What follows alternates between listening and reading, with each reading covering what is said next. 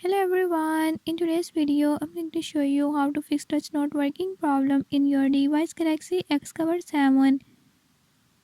In this video I'm going to show you how you can do it. Before I start, if you are new to my channel, don't forget to subscribe and hit the bell icon. Watch complete video and learn how you can do it. Let's watch the video.